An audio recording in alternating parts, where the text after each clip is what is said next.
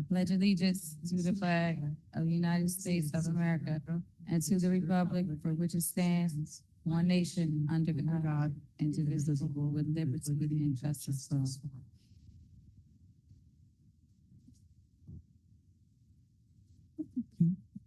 Adequate notice of this meeting has been given in accordance with the Open Public Meeting Act pursuant to Public Laws 1975, Chapter 231. This agenda is complete to the extent known and was sent to the Trenton Times, Trentonian newspapers, posted on the first floor bulletin board in City Hall, and filed in the city clerk's office, and posted on the City of Trenton website. Formal action will be taken. Roll call. Do I have a roll call sheet? Okay. Excuse me. Councilwoman Edwards. Present. Thank you. Councilwoman Feliciano. Present. Thank you. Councilwoman Frisbee. Present. Thank you. Council President Figueroa Guttenberg will be here momentarily. Councilwoman Gonzalez. Presente. Thank you. Councilman Harrison.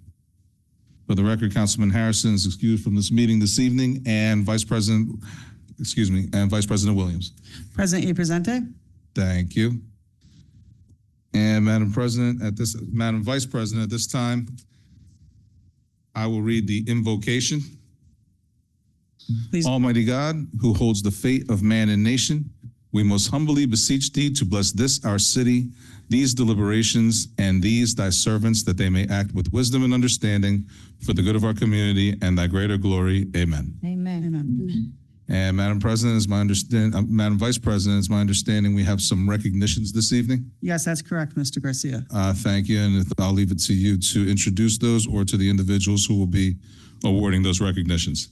Okay, thank you very much. I believe two of our colleagues, Councilwoman Frisbee and Councilwoman Gonzalez, could you all identify who has recognitions? I'm not sure who has them all. For Women's History Month? So good evening, everyone.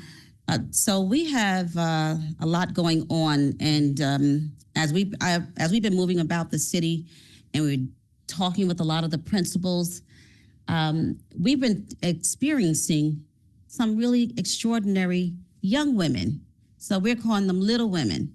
So we want to. I'm going to call your names, and I'm going to ask you to just stand, and then I'm going to read a little something about you, and at the end, we're going to take a picture, and then I'll pass a baton, so to say, to Councilwoman Gonzalez, and we're going to do the same thing. And next year, we'll grow this, but the first person I want to talk about is Leandria Jean Louise.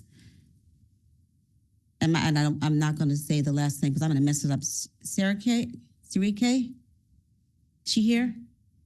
Is Leandra here? No, maybe not. We're going to acknowledge her anyhow. Leandra is a first grade student, a little leader making a big impact. Her teachers regard her as a leader, role model, kind, and hard worker. She prides herself in speaking and reading 3 languages, English, Haitian, Creole, and Spanish, and advocates for families and students to have the proper communication from their school in their home language. She's on the school's leadership team and the Tigers Club Roar. Her aspiration is to be a school principal. And I'm going to, could you pass me my computer, please? The other ones, you have to give me a moment. Their little write-ups are in my computer. Thank you, ma'am.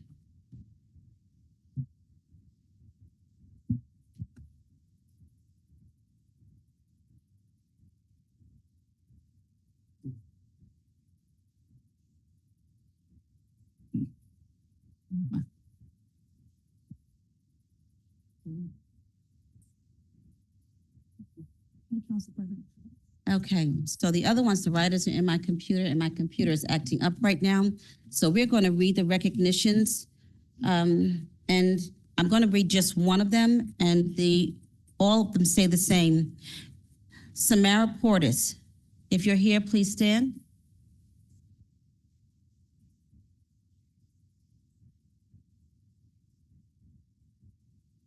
Kendra Book Widener, if you're here, please stand.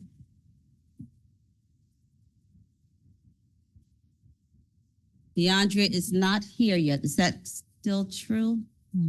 Okay. Sarah Sellers, if you're here, please stand.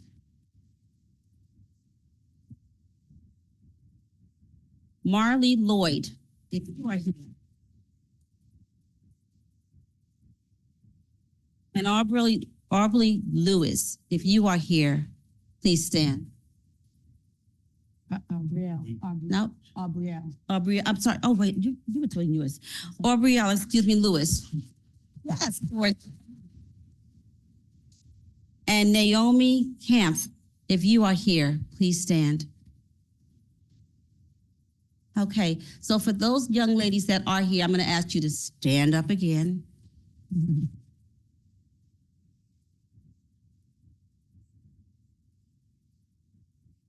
And this is how we're honoring you this evening. City Council, City of Trenton, this certificate of recognition is presented to each of you in honor of Women's History Month. We honor the little women in our community who are exemplifying great leadership in school, at home, and in their community. May you be encouraged as you walk in your purpose. Let your light shine before men, that they may see your good deeds and glorify your Father in heaven. Matthew 5:16. The Trenton City Council is proud of you and encourages you to keep shining.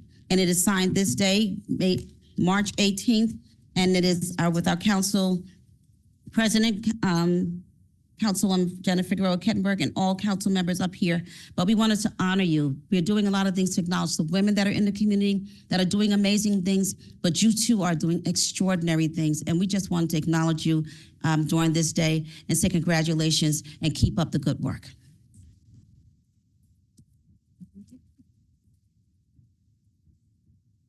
Go down.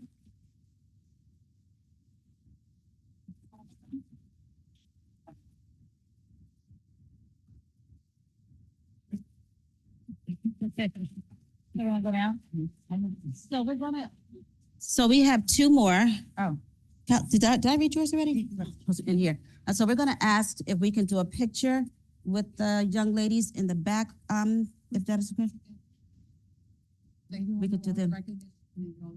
We did all recognition already. Oh. Yes. Okay. So we're just going to go to the back and do a quick picture. Thank you. Give us a minute to be continued.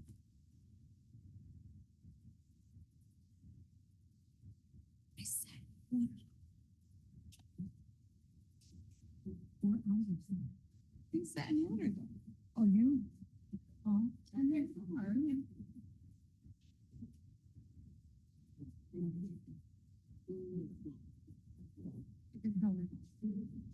you seeing dancing? No, this is for Women's History. Oh, thank you. Good call.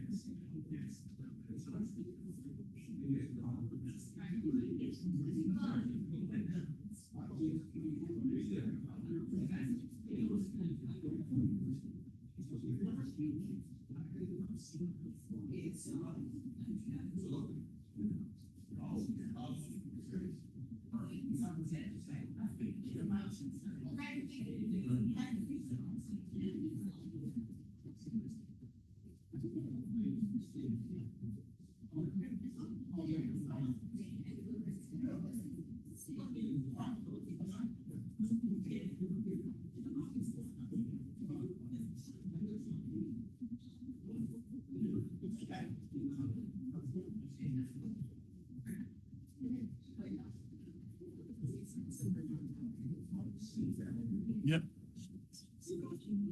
So, what is that?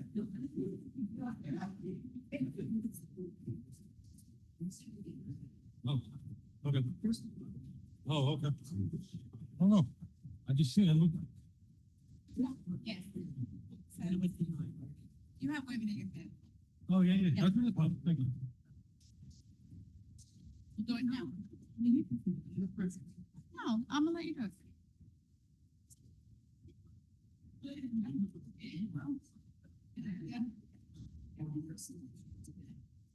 For me.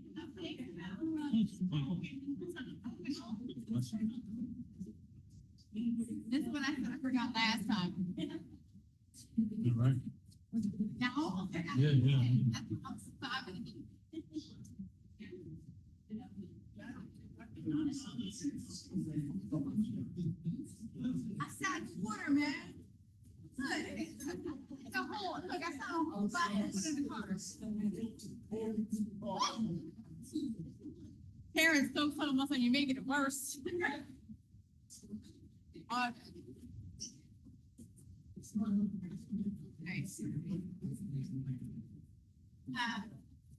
Brandon, before we move on to agenda items for the comment, I'm gonna allow Brandon to say something. Yes, yeah, I'm gonna now. Public comment real quick. Thank you. All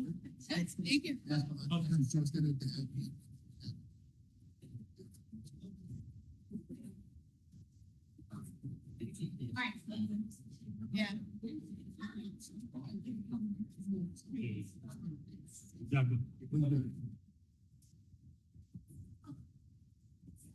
Wesley Bridges? I think you have it right there. Could our council members all return to the dais now, please? Oh, no, yes.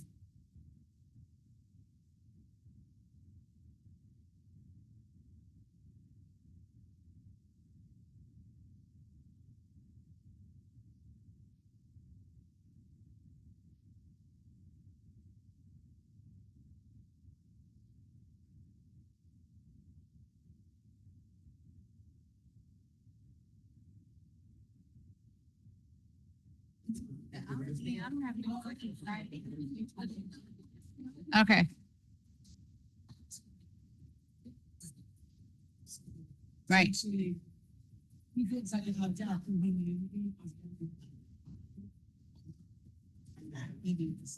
the choice they did. Yes. Well, I didn't have that. Look at that. Was wrong with the appropriations. Great. Maple. Could all council members please return to the dais?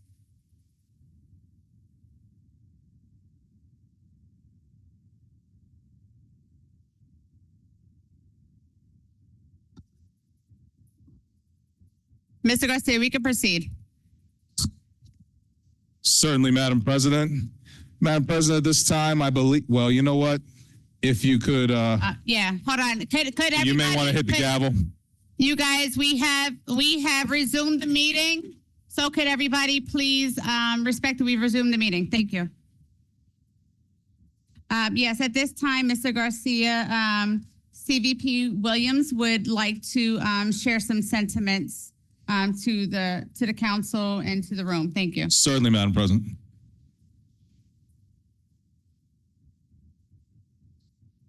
Thank you, Council President. Just wanted to ask for a moment of silence for Trenton Fire Department Chief Todd Williver, who recently passed away after a long battle.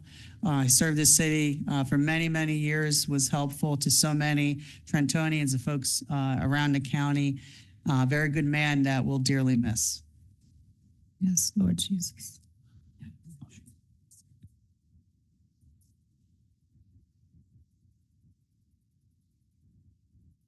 Thank you. And also, if we can have another moment of silence for Sheriff Gil Lugosi, who again, gentleman had an incredibly long career, was helpful to everyone, including members of this council, was always very generous with his time and his knowledge, and did so much for so many.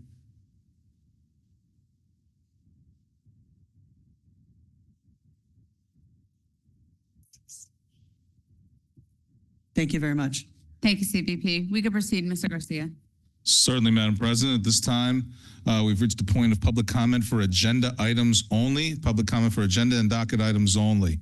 If I could have the clipboard, please.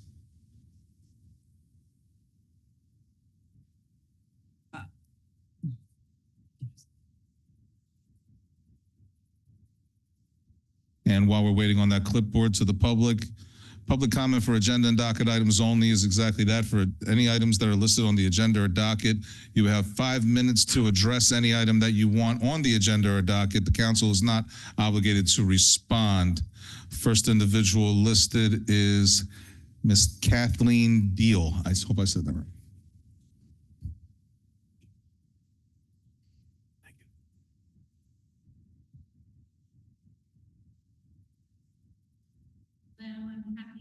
I live at 19 Greenwood Avenue. Thank you, council. Good evening, everyone. I'm here to talk about docket number 26-0024. The topic is the eminent domain. The item has been pulled from the docket. Well then, That I guess that doesn't mean that I do I need to make a comment, or since it's pulled up, I'm regular comment. Still, you can make comment and public comment. Okay, great. I'll jump to the other clipboard then. Next individual listed is Max Hayden.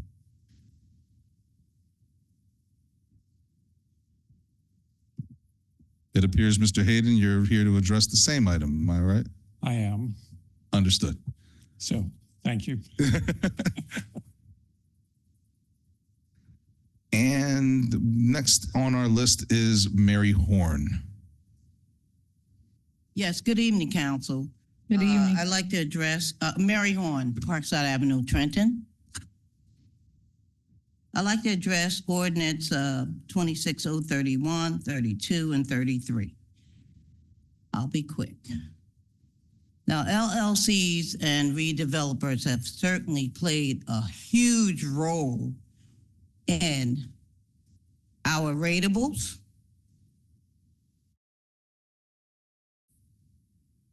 now, no punt against the renters, but we certainly need to do better in offering grants, first-time homeowner buyers, and whatever amenities we have to service our resident taxpayers. It's sad to say that on a national average, we fare is 68 to 35, 36. I can't find my paperwork, but I believe I'm in the ballpark. So there you have, and we have to do better because Trenton is a great city. We have held the line since 1776. We have a vast history, and we do not need to let our city continue to spiral downward. Now, I'm not saying that this administrator started it, but I'm not saying it too much for you to try to stop it or continue. You just put a stop to it.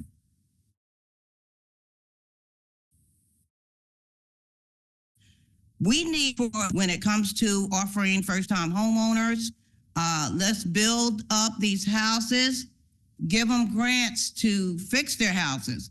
Senior citizens, the worst. They've been done the worst. They've lost their homes. I don't know if there's been searches to see if they had families when they passed away. Their properties are just stagnant. I had a friend, Eddie Simmons, who passed away while waiting from here. She contacted Andreas Wumi, and I'm calling names because I have to come in and restore her little air conditioning system and help her to get new windows because her windows were stuck.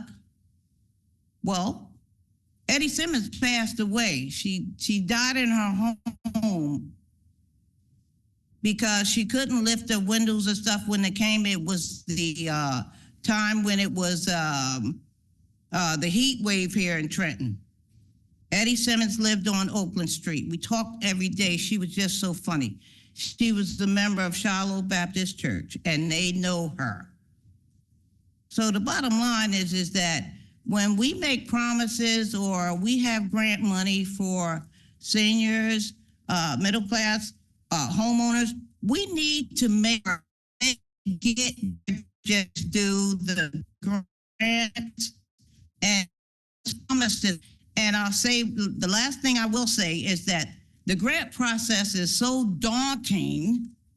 So by the time they're telling you to back down here again and again and again, the funds have been depleted.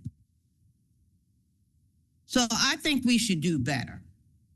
I know I would. And I appreciate you listening to me. Thank you very much.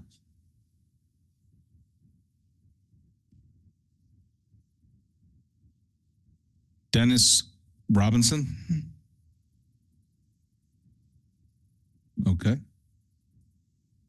And Madam President, individuals I have listed for comment for agenda and docket items only. At this time, if you would like, you can ask for a motion to approve the minutes of February 26th. Yes, really quickly though, Mr. Garcia, I just want to acknowledge that our Mercer County Commissioner, Mr. Stokes, is in the building tonight. So thank you for being with us tonight. Thank you very much. Proceed. Certainly, I believe we're at a motion for approval of the minutes. Maybe have a motion for to move. Second.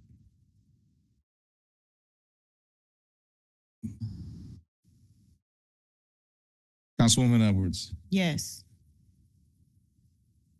Councilwoman Feliciano. Yes. Councilwoman Frisbee. Yes. Councilwoman Gonzalez. Yes. Councilman Harrison. Yes. Vice President Williams. Yes. Council President Figueroa Kettenberg. Yes. Motion carried. And Madam President, if you want to ask for a motion to approve communications, petitions, and reports. May we Excuse have me. a motion to approve? So moved.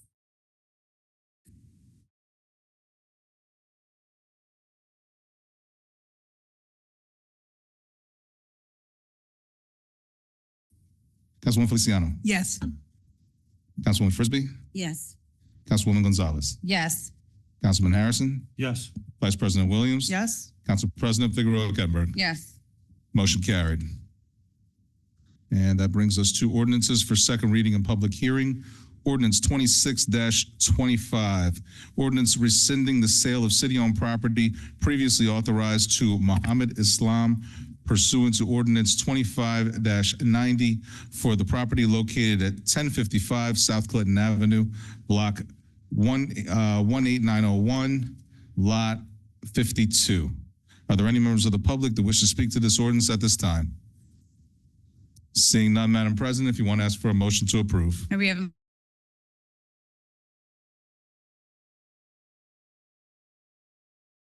I had, what this came before us the first time. I did ask the question if we had identified any peers.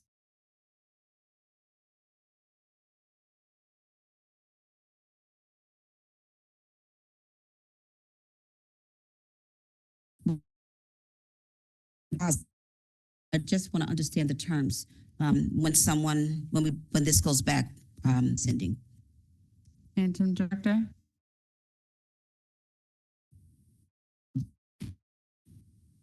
But I didn't.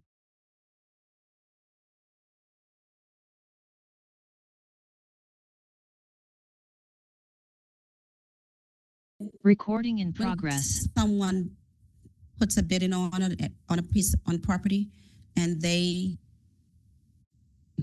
everybody agreed on property, the terms that have we made that, is that written out for them? Because I know we were talking about that there was going to be a stipulation on if they didn't do what they were supposed to do with the property, at least show progress on it within an XYZ amount of time, that the property would be taken back. Do we have anything like that in We have deed restrictions. deed restrictions? Yes, Okay. we do have deed restrictions. Okay. Can you send that to us? I just want to get a better understanding of what that means, looks like, please. Sure. Okay. Thank you, ma'am. Appreciate you. Thank you. Mr. Garcia, may we have a motion to approve? I believe we have a We did motion that. from Oh. Frisbee and a second from Harrison. Yeah. I was about to do roll call, and we were at Councilwoman Edwards. Yes. Thank you. Councilwoman Feliciano? Yes. Councilwoman Frisbee? Yes. Councilwoman Gonzalez? Yes. Councilman Harrison? Yes. Vice President Williams?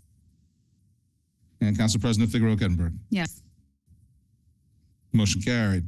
Ordinance 26-26, an ordinance amending and supplementing Chapter 2, Article 11 of commissions of the City of Trenton City Code, adding 2 organizations to the Multicultural Heritage Board.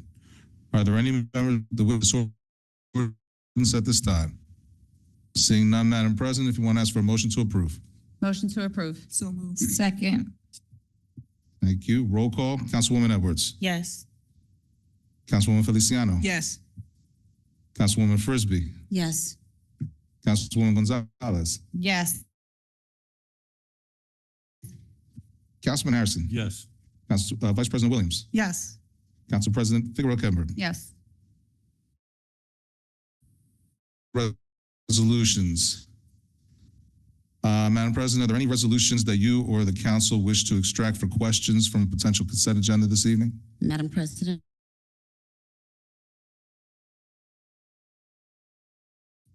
$26,104, Okay. $26,106, $26,109, $26,111,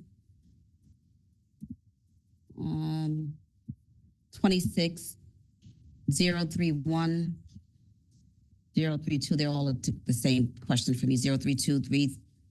Those are ordinances. Oh, Yeah. the order. Okay, then yes. So then I stop at 2611, 111. So you had 106, 109, 111, sorry, I'm back. And 104, the first one. 104, yep. Correct. Got it. Council President, 1 second, Councilwoman Feliciano, 1 sec. Okay, go ahead, Councilwoman. 101, 102, 104, 103, 105, 108, 109. Thank you. Anybody else? Seeing none, all right. Councilwoman Feliciano, let's start with you with 26,101. Thank you.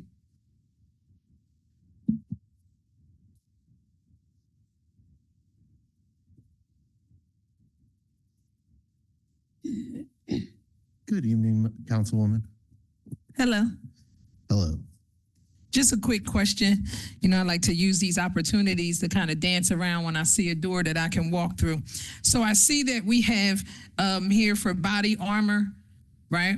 So my question is, what is the status with the body cams that were discussed for the parking enforcement officers? My understanding is that those conversations are ongoing. That what? Those conversations are ongoing. How long are we gonna keep going on with the conversations?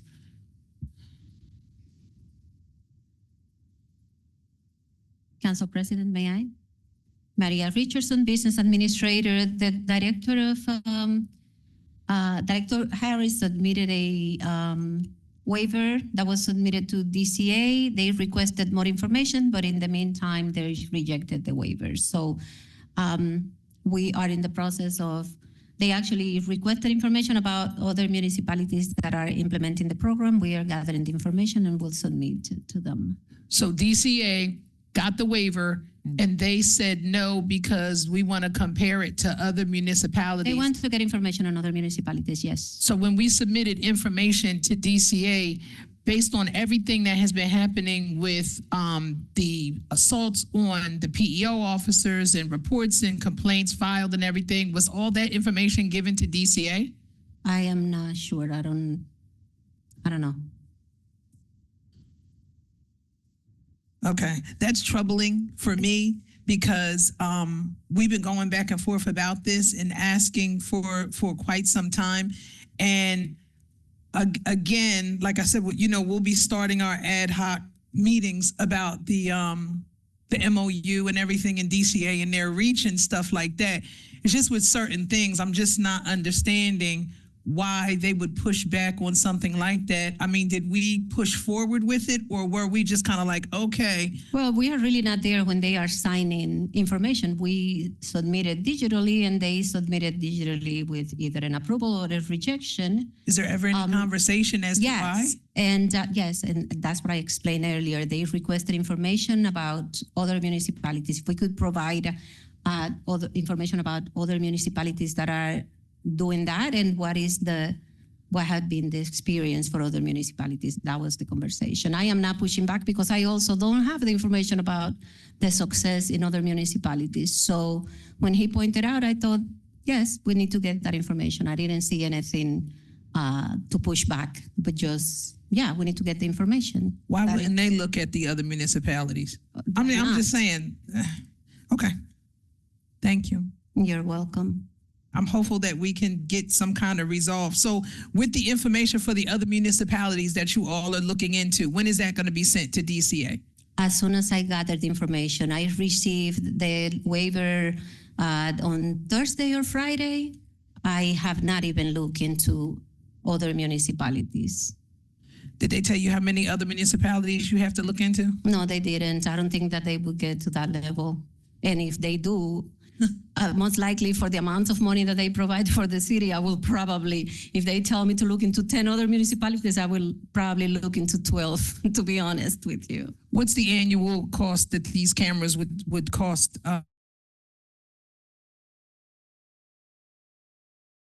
Year. 23,000. So we're going Correct. back and forth over $23,000 per year. I think that the contract was for more than 3 years, so it was more than the aggregate it was more than the treasurer for procurement. So we needed to basically submit it to DCA. Okay. Thank you so much. Thank you. Consent. Council President, may I ask one question? Council, Vice President Williams. PA Richardson, may I ask one other question? Just to thank you, my colleague, Councilwoman Feliciano, for bringing up this subject, because this council also asked about de-escalation training for the PEOs. So do we have any status or word on that and when it's happened or will happen? Director Harris, would you want to come to the podium and answer that question? If that's okay with you. Thank you, appreciate it.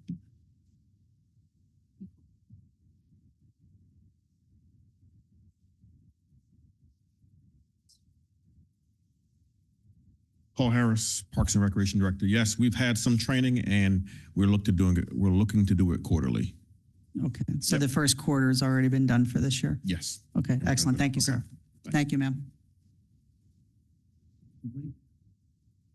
Okay, consent, good? Okay, thank you. 26102, Councilwoman Feliciano.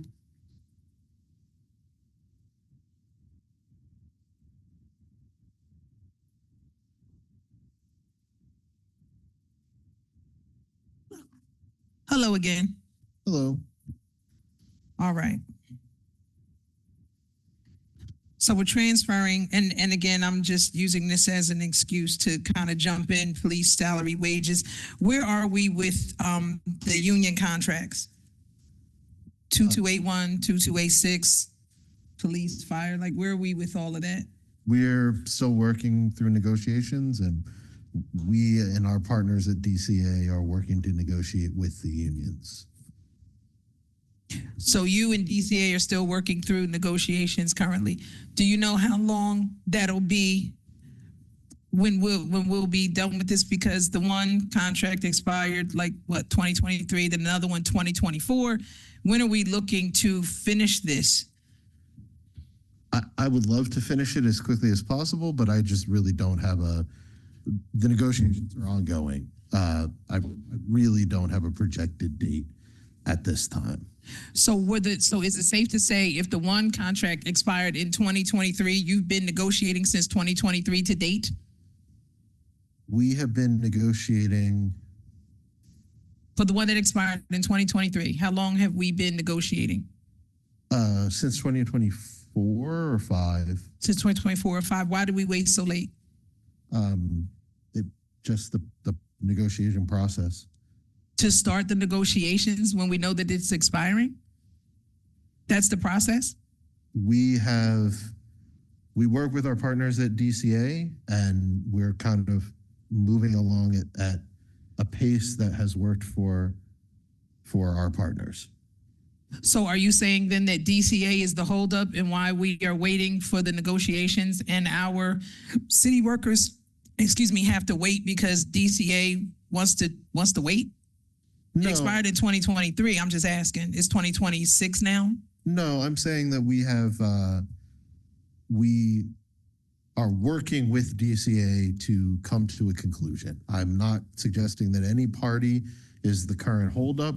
I'm just suggesting that the negotiations are ongoing. Right.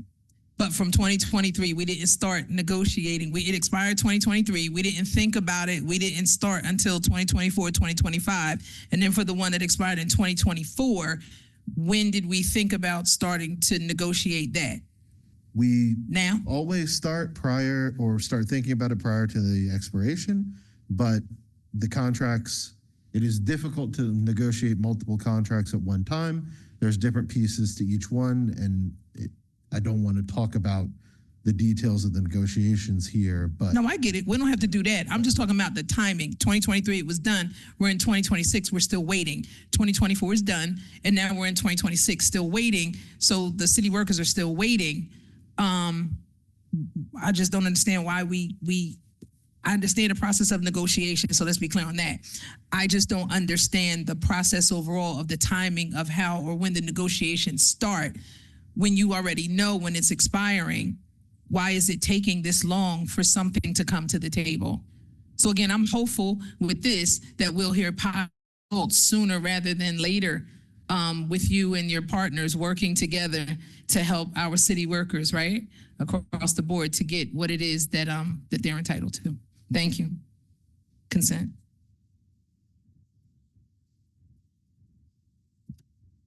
Mr. Chair, did you have anything to add? No, I just know the next one is also a budget one. So I didn't want to sit down and stand back up. So. Okay, gotcha. So Councilwoman Frisbee, 26104. Thank you, Council President. So my question on this is, I'm glad to see that we're transferring these funds, and in particular, I'm looking at the crossing guards. Does this mean that we now have more people applying for the crossing guard positions? Well, just to be clear, 104 is the temporary emergency appropriations. So this is not a transfer. This is simply funding a portion of our proposed budget, which is operating essentially off of last year's appropriations. So we have had a substantial increase in our applicants. My understanding is we're still always open to applicants, but we have seen a very significant increase, unless I'm just motioning to our police liaisons. And so, yes, we have seen an increase, but I did want to be clear that this emergency appropriation does not reflect a change in status of applications. It's just a routine funding of those line items so that we can operate normally. Thank you, sir. And thank you for the clarity. I did miss that. I was reading the one above it with transfer and kept it in Yes, my head. there's a lot of budget related Yeah, but thank you for that. resolutions on this Appreciate particular consent for me. Thank you, Councilwoman. Councilwoman Feliciano, same one. Thank you. Not done. Hello again. Of course. So today, at the high school, an email was circulated by a coworker of mine about the Trenton summer foods program for that we would be hiring for the kids and everything like that. So my question is, where are we when it comes to the last time I had asked a question about were we cutting anything from the summer foods program? And we were told no, everything, pretty much would stay the same. So my question is, are we, when it comes to the summer foods program, are we cutting any sites? Are we cutting any numbers of employees that will be hired for the program? I will let the director, Thank you. the business administrator will answer. Okay.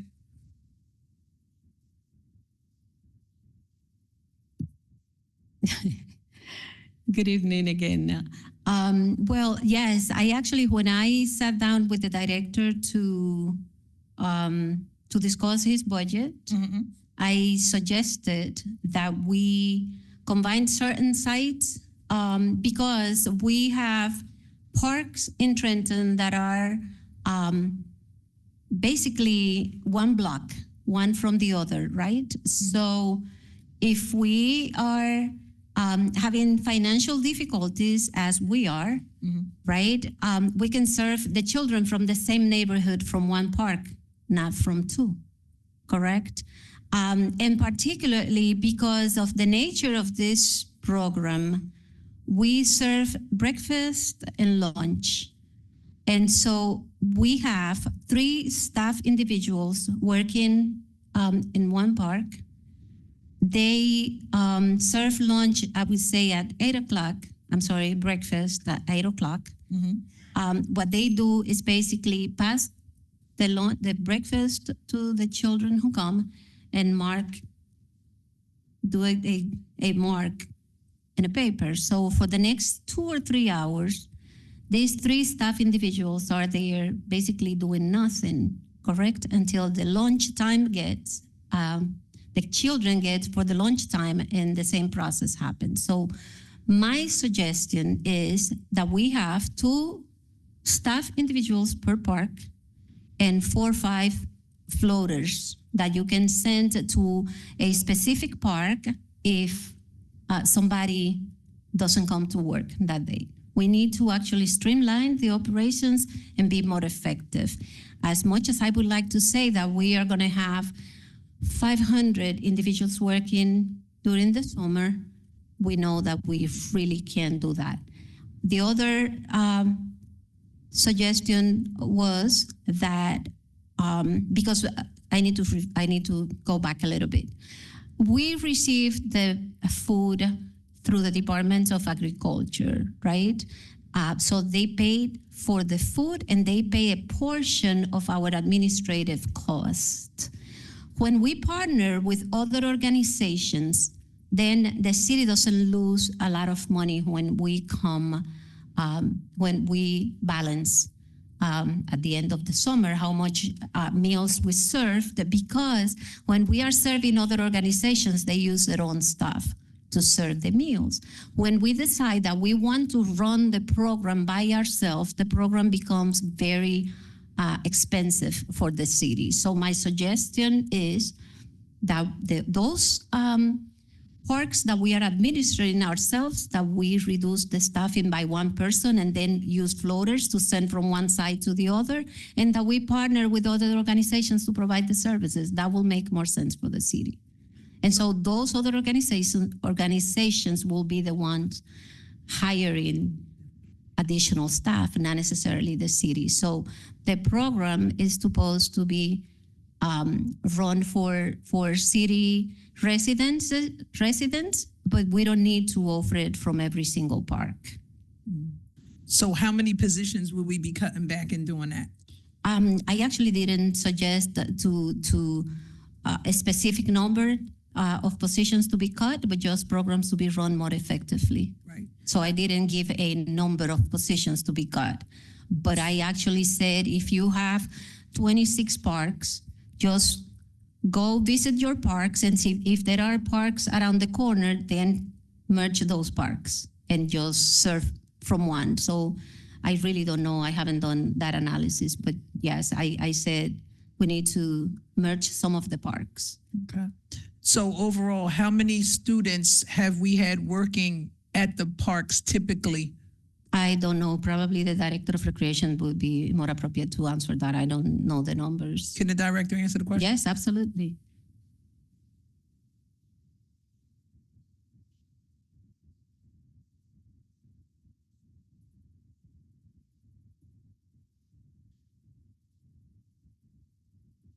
Mhm. 89, So we have 89 total. yes. And based upon the proposed reduction that is proposed, how many would that take us down to? There's gonna be 11 sites now. So it's 11 sites now, yeah, as so opposed to, look at it this way. We're going from 26 sites to 11. okay. And so because we're combining these sites, as the BA said, that's why. So if we're moving from 26 to 11, and I get where she's coming from, I get where BA Richardson is coming from, where she's talking about the money and everything like that, but then these were job opportunities for the kids, and I understand that maybe they were checking a box and standing around, and we would hope that as we look at the jobs that we give the children to do, that maybe then we start to expand their responsibilities and kind of, they're in a park, maybe they could kind of help clean up or something else, right? You give them other trainings and everything like that so that nobody is standing around doing anything. Okay. Thank you. From 26 to 11. All right. Thank you. BA Richardson? I have one more question. Yes. Regarding the flooring at Engine 6 with the fire department, what are we looking to do with that? I think that there is a contract in place to replace the flooring, and my understanding is that the city engineer is asking to meet with the director to take it to fruition. That's the latest information that I have. I spoke with the fire director yesterday or this morning, I don't recall.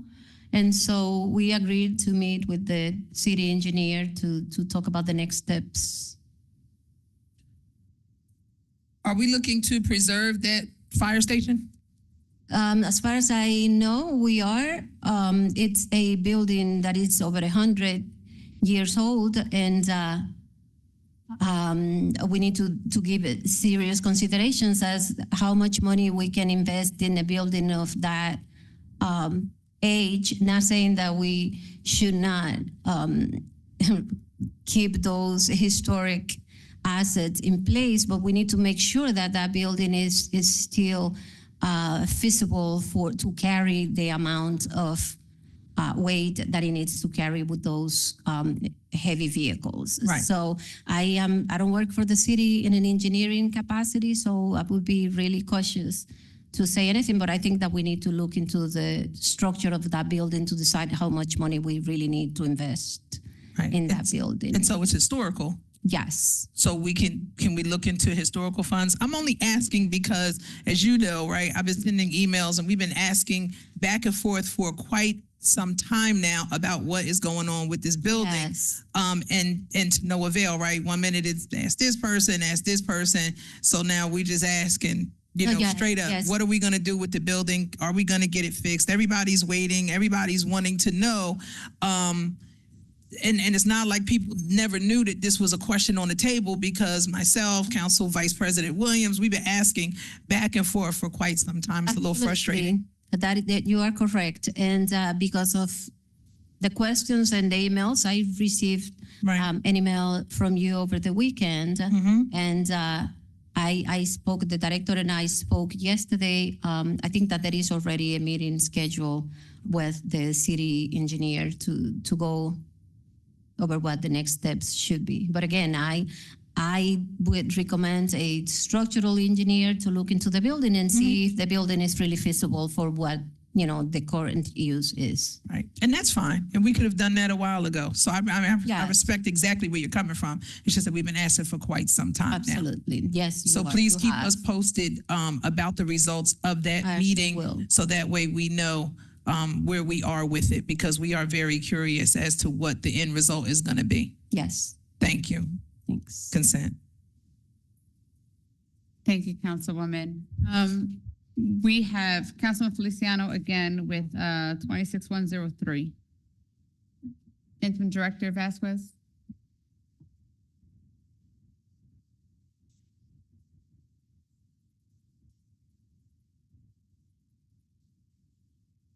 Good evening again. Hello. Hello. This is the easy one. So we're doing this with Habitat for Humanity, just for knowledge sake. When we have them as the redeveloper, are they working with families that would then assume the property when it's done? Well, Like, don't they bring people in to work, you know what I mean? Like, to work on it, and then they take ownership of the property? I know they've done that in the past. I don't know if for this one specifically. I do know what was explained to me is that they're partnering with THA, using DCA funds and HUD funds to build single-family homes. Okay, so it's just a part of the choice neighborhood Yes. thing. They're just using them to actually be on scene to help do it. Yes. Okay, thank you. Consent. You. And then you had 105 or 106, Councilwoman Feliciano? 105. 105.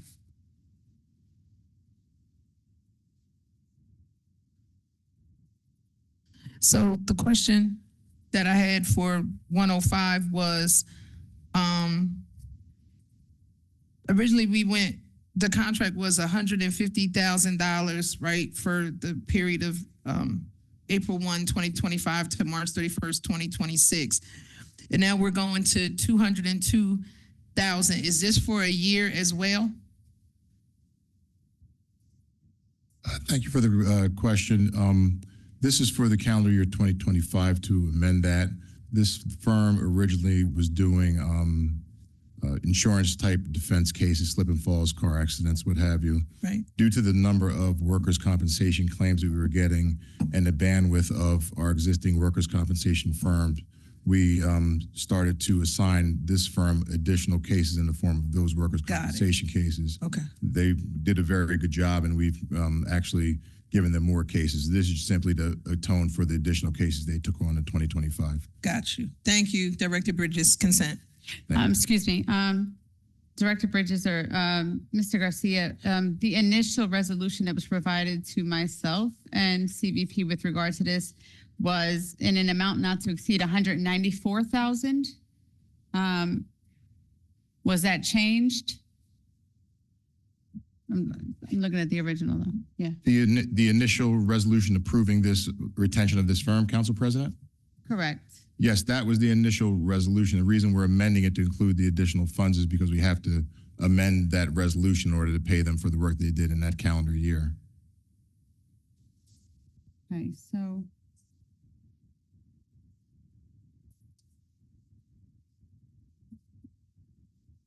Okay, the one that was provided to us, though, that we discussed, did say not to exceed 194,000. So that's what I'm saying. I did not see the one.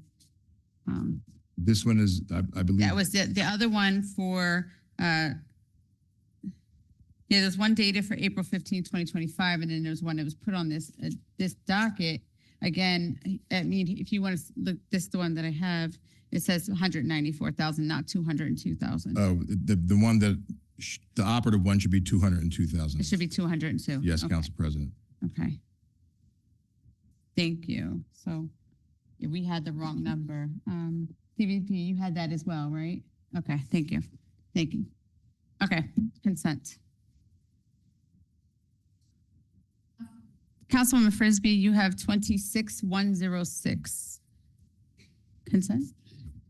Yes, that was consent. Yeah. Thank you, Madam President. So I just have two things. One, on the last page, first line, it says in regards to my responsibility as a handler. I'm sure that's supposed to be a handler to K9 Nittany. Nittany, get rid of the A, okay. Nittany. I just wanted to say, I'm glad that we're able to do this, that our officers are building a relationship with these canines. And I thank the canines even for their services that they provide to keeping our officers as well as our community safe. So the other questions that I did have, after reading Council President's notes, those were already answered in there. But I just wanted to say thank you. I'm glad that we'll be able to retire in good health, and I'm glad that they'll be with their handler.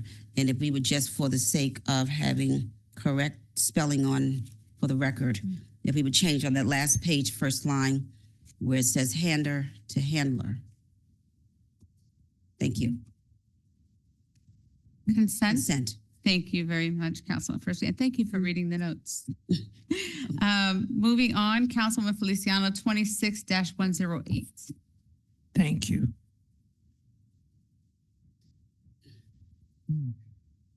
Hello. Good evening, Dr. Diego from the Department of Health and Social Service. Good evening. Just a quick question. In looking at the time, I guess, that they would spend at the locations where they would be cleaning, I noticed that it's like 2 hours at the C Center, 3 at the North Broad Street Clinic, 2 at the shelter, 2 at the shelter annex. So I guess my question is, why only 2 hours at the shelter? And is it 2 consecutive hours that they clean? Yes, but for the animal shelter, it's just the administrative offices, which is 2 trailers. For the administration, yes, that's what it is. Okay, so the workers actually clean the inside where the animals are. Like, that's what I was trying to understand. Yes. This is not for the animal, taking care of the animals in any way. Our staffs take care of the animals. This is for the administrative trailers. We have 2 of them right in front of the shelter. Right. Okay. Thank you. Consent. Not a problem. Thank you. Thank you, Councilwoman. Councilwoman Frisbee, 26-109. So, Director Harris, as I was reading this, and it might be in here, and maybe I'm just not understanding it, but on page 4, 16A, where it talks about the insurance requirements of the mini pitch. One, I'm excited that we are going to be having this in the community. It is needed. I'm glad that this is being provided to us. My question is about the insurance. It reads that at all times while the mini pitch is in place, the grantee shall provide and maintain at its expense the following insurance. My question is, while the surface is going up, who's responsible for the insurance during that time? The city of Trenton is. So we're prior to it and then during. So while this is actually being built, we are insuring this property. Correct, because the contractor who's pouring the concrete pad, he's doing it on our site. We own the property. So while he is insured, we are also insured as well. Thank you.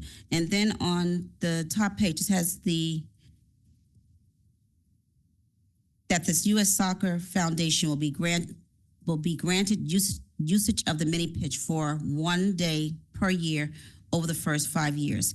After the 5 years, will they still be coming in to use the facilities, or will that cease altogether? 5 years and it ceases. And then that's it. Then they're Correct. done with us. Well, it's going to be exciting to have the U.S. Soccer Foundation here in our city, and I hope we can get a lot of children out there and we can capitalize on their expertise And this is also made possible thanks to Bristol Myers Squibb as well. Squibb. Oh, Bristol Myers Squibb. Yeah, so this is a combination of that. It's a $100,000 donation. Awesome. Thank you. Consent. Council President? Yes, Councilman Feliciano. Thank you. Just a quick question. So we give them usage of the mini pitch 1 day per year, right? When they use it for their special events and everything like that that are organized by the foundation, all proceeds go to the foundation? If there are proceeds, yes. Everything goes to them. Okay. And then when it comes to us letting them use it for the day, is the city waiving fees or anything on permits and all that kind of stuff for the special event for them? Is that a part of it? Yes. Okay. So they get it completely for no charge and they get to keep all the proceeds for 5 years for $100,000. Yes. But Okay. Well, actually, your question, I will get clarity on exactly what proceeds means, because we do not, at our parks, we do not allow, not even the public to show up and to charge folks to come. You paid for it via taxes. So I will get clarity on that. Okay. Thank you. Consent. Thank you. Councilwoman Frisbee, 26111. So this is a really quick question, and I might have missed it. I don't think that I did, but it's very possible that I missed it. I really just wanted to know this leaf composting. So I'm glad that we're getting a leaf composter. Where's it going to be housed? The council, this Hector, interim director, Public Works. So we already have a leaf composting site that is on Mama Street. On Mama Street. So all of our composting is done there, and that is the only location in the city that we. That's correct. Yes. Okay. Interesting. All right. That's all I've got. Thank you. Thank you. Thank you, Councilwoman. Consent. All right, Mr. Garcia, that is the end of our discussion for resolutions. Madam Before we President? move- Yes. Sorry, I have Councilwoman one Edwards. question. Yes. that I had did not jump in to say. It was for the Water Department 116. Okay.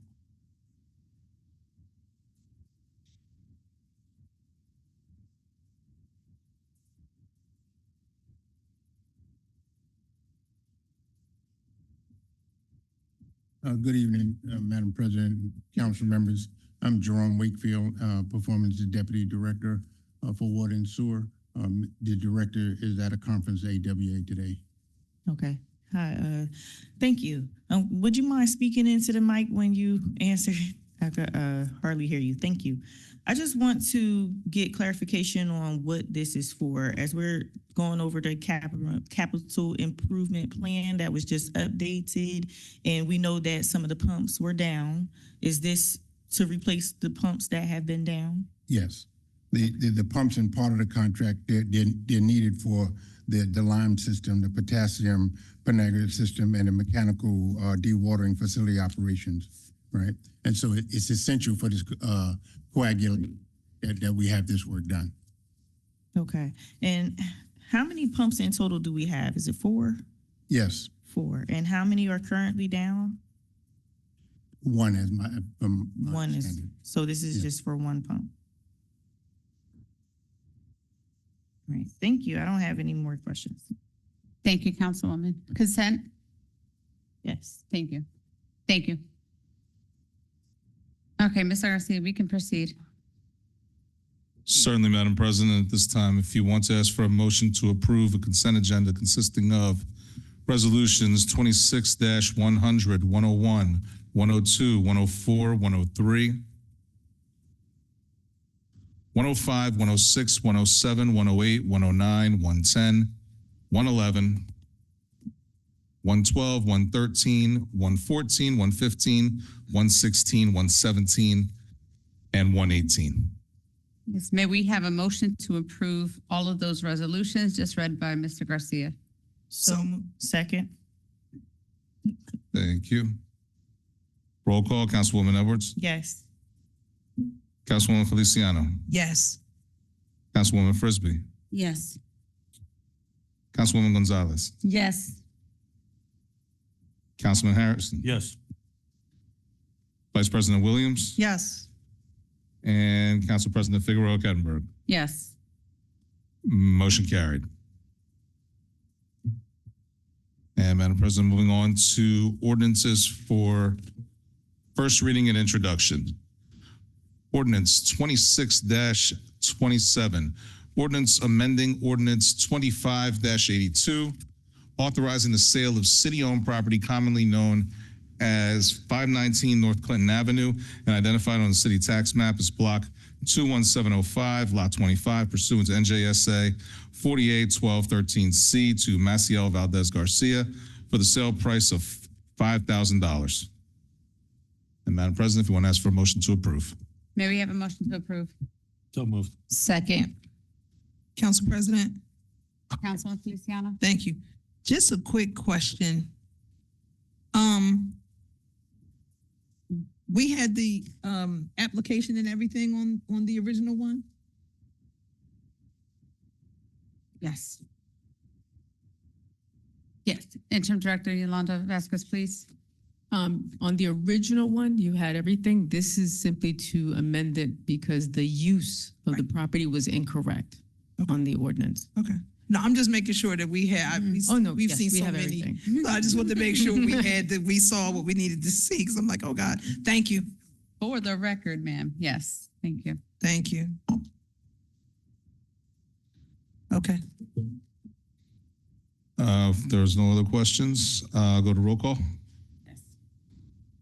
Roll call, Councilwoman Edwards, Yes. Councilwoman Feliciano, Yes. Councilwoman Frisbee, Yes. Councilwoman Gonzalez, Yes. Councilman Harrison, Yes. Vice President Williams, Yes. and Council President Figueroa Kettenberg. Yes. Motion carried. Ordinance 26-28, ordinance clarifying and updating the implementation of Garden State Growth Zone Property Tax Exemption Program pursuant to Public Law 2013. What is that? Public Law 2013-161 and Public Law 2021, Chapter 232. May we have a motion to approve? So moved. Thank you. Roll call, Councilwoman Edwards. Council President. Yes. Councilman Gonzalez. Yeah, I just wanted to see if they can just expand on this a little bit more. I think seems really, really great. I just want to make sure, because after reading through it, it says, tax exemptions authorized by this article shall apply to improvements to eligible real property located within the city. I just want to see, do we know what these properties are? And who determines who gets the tax exemption? Or who's a part of this program? Do they apply for it? Council anyone- President, if I may jump in quickly. I was having a side conversation. We actually advised the clerk that we were not, that we were pulling this ordinance 028 for tonight's purposes. Oh, I'm sorry. So my apologies. I was informed of that just today. I apologize. Thank you. Pulled Thank by you. admin. Thank you. Pulled by administration. Thank you.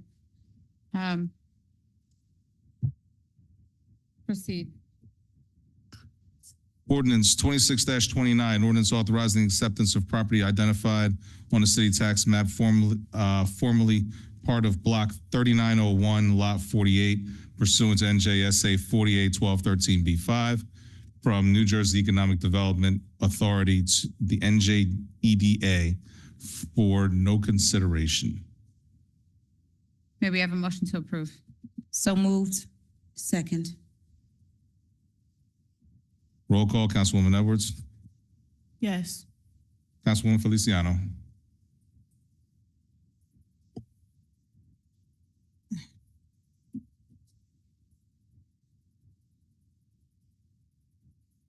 Yeah, I'm gonna have a question on this later, but yeah, yes. Councilwoman Frisbee, Yes. Councilwoman Gonzalez, Yes. Councilman Harrison, Yes. Vice President Williams, Yes. Council President Figueroa Kettenberg. Yes. Motion carried. Ordinance 26-30, ordinance authorizing the sale of city-owned property commonly known as 325 Jersey Street and identified on the city tax map as block 18305, lot 9, pursuant to NJSA 48-1213C, to Deandre Castillo Valdez for the sale price of $10,000. May we have a motion to approve? So moved. Second. Council President. Council President. Councilwoman Feliciano. Thank you. So just so we know, these ordinances now that we're getting into, they were discussed with the HED subcommittee? Yes. So you all went over all of these? And we're Yes, good? the applications were complete. They are basing them on a percentage of the appraisal price and they are being inspected. Okay, so the only thing that I would ask is that, because we all had discussed this before, when we have these ad hoc committees and things like that, that we be given the notes of the meetings so that we know what your determinations were based upon the conversations that you would have had. While we do independently look at it on our own as well, it would be appreciated if we did receive notes from one of our colleagues as to what was going over, hence the point of us having these ad hoc committees in the first place. Councilwoman, those notes have been given out. It is oversight that they were not given out after this meeting, so apologies. But yeah, they have been. No, we got it from the other meeting. I'm talking about the meeting. for That's what I'm these saying. If right it here was not tonight. given for this meeting, then it was an Right. oversight. So Thank you. All right, thank you. Council President. Councilwoman Frisbee. So I have a question about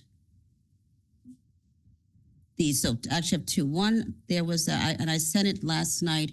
There was an email that I sent out regarding a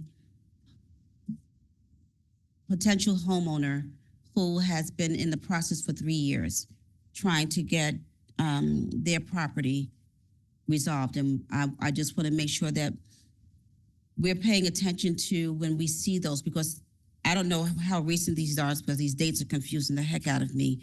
But I know that there was one that I put forward last night from 2023. So I'm looking to hear back from that. But are we up to date? Are those, all of those that have been, because there are so many folks who've been telling us they put in paperwork from 2, 3, 4 years back. And I know that wasn't on your watch, but have we brought that forward? And if not, where are we in that process? We do have all the applications. I had them entered into the computer system so we have them logged. The issue being is that some of the applications from 2023 were for, I'd say, some were for, they want to rent the property out. We have people who applied in 24 or 2025 who want to live in it. So some of those, the owner occupants take priorities so that those are the ones that are getting the property. I would have to look into the email that you sent to check. So so those who applied for it a while back then, and so the owner occupied is superseding those who may have applied for it and did not put in for that, even though that was put in effect after they put in their application, and I mean 2 years later is that's the question I know. The way it was explained to me is that owner occupancy would take precedence. So if someone applies to live in the property, they're the ones that are getting the preferential treatment for that. Okay, and then my other question is, and I see these on these applications, and I'm excited about it because this is something that I've been advocating for a while, as my other colleagues have been as well. The applicant's ownership history. I love that we have that on here now. As I was going through each one of them, they're on, I believe, every one of these. My only challenge is there are like 3 different ways that we're asking, or 3 different styles on here. We could just be consistent with that is all I'm asking. But I want to just commend you. I keep looking at these, and you know that I'm just trying to be really making sure that the process is fair for everyone. Yes. This is really important because, so I'm glad that we're seeing this on here. My question with having them put these on here, some of them have no prior history with us, others do. with that information, when we find out that they do have other properties, are we going back to look at those properties to have conversations even with the tenants to see if they're slumlords, if they're the type of people that we want to sell these properties to, or are we just giving it to them and going right past it? Because I really want to avoid slumlords. And now that we are requiring them to disclose that on these applications, once we see that, I'm hoping that we are putting a red flag there for a moment, or putting a flag there for a moment, and then going out and doing some type of investigative work so that we don't get someone who already has a apartment over here and they're not doing what they're supposed to do, but now they're about to buy an apartment over here or buy a property here, and they're going to duplicate it. Yes. Now what we're doing is we're doing searches also by the name of owner and the address. I've been with inspections for over 22 years. I kind of know all the LLCs that would come up. So I'm doing we do a deep dive on each applicant that we're going to present to council. So each time we see on here that they own properties, various properties in this community, in our community, we are going to those properties to do an inspection of sort, and hopefully talking to the residents, those who are living there, and not just taking them at their word that. Yes, and we're also making sure that they have current certificates of occupancy for the rental. And the biggest thing now is we're making sure they have the lead safe certificate submitted for the property. Excellent. Thank you. And the other thing I do want to commend you on, because I at first did not see it in the top of here, but I see it is on the last page where it's saying that the person who is signing for it they're signing, but it would be nice to see them print their name to the left side of it, because anybody could say, well, that's not my signature. But if we could just put a line on there that says is signed signature, and then underneath it or to the right of it, printed name. Okay. Okay. Thank you so much for awesome work. Thank you on these applications. Thank you for that, Councilwoman. And those were great points, because those are questions that I've been getting, being on the other side of the fence of these properties for so long. Basically, if we are selling to LLCs and individual owners, are we looking into their history and how they've maintained properties in the city? Council President. So thank you for bringing that up. Council Vice President Williams. Thank you, ma'am. And thank you to my colleague, Ms. Frisbee, for asking those questions, because that is extremely pertinent, what's happening with these LLCs particularly. I have a couple questions. Just wanted to follow up from our HED subcommittee meeting. We asked about, on this particular property, it's plywood on the windows, but they were turned by artists into art, to see if we found out since that meeting if we would be able to save those, given to an appropriate representative of the city, and then replace that plywood. That was my first question. Wait, Council Vice President, that's the next ordinance. That's 26031. Oh, I'm sorry. I'm ahead of the game. My Yeah, we're bad, not ma'am. there yet. Thank That's you. Okay, thank you. We can proceed, Mr. Garcia. Certainly. I believe we're a roll call, correct? Yes. Councilwoman Edwards? Yes. Councilwoman Feliciano? Yes. Councilwoman Frisbee? Yes. Councilwoman Gonzalez? Yes. Councilman Harrison? Yes. Vice President Williams? Yes. Council President Figueroa Kettner? Yes. Motion carried. Ordinance 26-31, ordinance authorizing the sale of city-owned property commonly known as 60 North Stockton Street and identified on the city tax map as block 603, lot 23, pursuant to NJSA 48-1213C, to Marcus Palmer for the sale price of $14,000. May we have a motion to approve? So moved. Second. Council Vice President Williams. Thank you, ma'am. Yeah. So my two questions, you already know my first question regarding the plywood on the front windows that I believe was painted by Sage to 3 different pieces, including Millela. So I wanted to see if we had any more information on replacing those with plywood and then preserving those 3 pieces. That was done already? Oh, it already been done. Okay, I've been down Stockton since our meeting. After our meeting, I requested Public Works to change the boards out. I just need to find out who we would like to contact to get the boards. Okay, thank you. I'm not surprised. Thank you, ma'am. And then the other big question is on the side of the building is that a beautiful mural of the great Roberto Clemente. Spoke to Mr. Palmer. He said he is not removing that. He will be keeping that on the property. Oh, excellent. Great. Awesome. Thank you so much. Thank you, ma'am. Thank you. Any other questions? None. Mr. Garcia, we can proceed. Certainly, Madam President. I believe we're roll call again. Councilwoman Edwards, Yes. Councilwoman Feliciano, Yes. Councilwoman Frisbee, Yes. Councilwoman Gonzalez, Yes. Councilman Harrison, Yes. Vice President Williams, Yes. Council President Figueroa Kettner. Yes. Motion carried. And really quick, I really just wanted to say to Councilwoman, Council Vice President Williams' point, she is the one who made that point in our HED subcommittee meeting. She did ask for those things to be preserved. And thank you, Interim Director Vasquez, for making that connection and making that happen. Thank you. Proceed, Mr. Garcia. Certainly. Ordinance 26-32, ordinance authorizing the sale of city-owned property commonly known as 120 Genesee Street and identified on the city tax map as Block 16103, Lot 11 pursuant to NJSA 481213C to Silver Stake L1 LLC for the sale price of $9,500.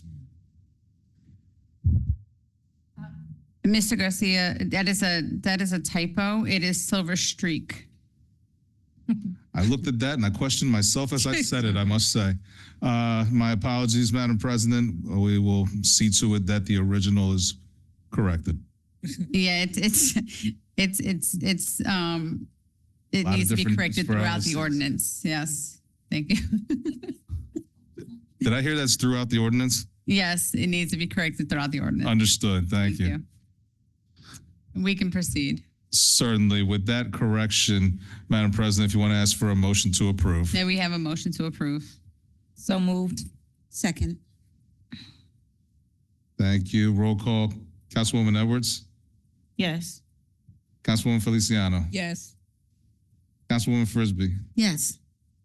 Councilwoman Gonzalez, Yes. Councilman Harrison, Yes. Vice President Williams, Yes. Council President Figueroa Kettner. Yes. Motion carried. Ordinance 26-33, ordinance authorizing the sale of city-owned property commonly known as 829 and 833 Stuyvesant Avenue and identified on the city tax map as Block 6401, Lots 17 and 15 pursuant to NJSA 481213C to Garage Acquisitions LLC for the sale price of $30,000. May we have a motion to approve? So moved. Second. Roll call. Councilwoman Edwards, Yes. Councilwoman Feliciano, Yes. Councilwoman Frisbee, Yes. Councilwoman Gonzalez, Yes. Councilman Harrison, Yes. Vice President Williams, Yes. Council President Figueroa Kettner. Yes. Motion carried. Council President, Councilwoman Feliciano. so I'm just looking at the 26032 again, the Silver Streak one. Mm-hmm. Just on their certificate of formation that they submitted, it does say Silver Stake. It says right here. On the third page in I our, see it but on says the streak, okay. But on the certificate of formation from the state of New Jersey, it says Silver Stake Okay, LLC. yes. So Mr. Garcia, can we just confirm that? I'm asking for the make original now amendments? just to have a look. Thank you. they just need to fix it. Yep. And again, It's on 33. another page, it says streak, so it's back and forth. So thank you, Councilwoman Feliciano. Mr. Garcia, please, if we can address that. We'll go ahead and address that on the back end and make sure that Right. the original reflects correctly. And we'll make sure that it is in line with the credentials issued by the state. Thank you. Don't worry about it. We're good. We're good. Okay. Okay, I believe that we are to 26034. Certainly. Ordinance 26-34, ordinance authorizing the sale of city-owned property commonly known as 140 Home Avenue and identified on the city tax map as blocks 17301, Lot 4, pursuant to NJSA 481213C to Regalisa Holdings LLC for the sale price of $20,000. May we have a motion to approve? So moved. Second. Roll call, Councilwoman Edwards, Yes. Councilwoman Feliciano, Yes. Councilwoman Frisbee, Yes. Councilwoman Gonzalez, Yes. Councilman Harrison, Yes. Vice President Williams, Yes. Council President Figueroa Kettner. Yes. Motion carried.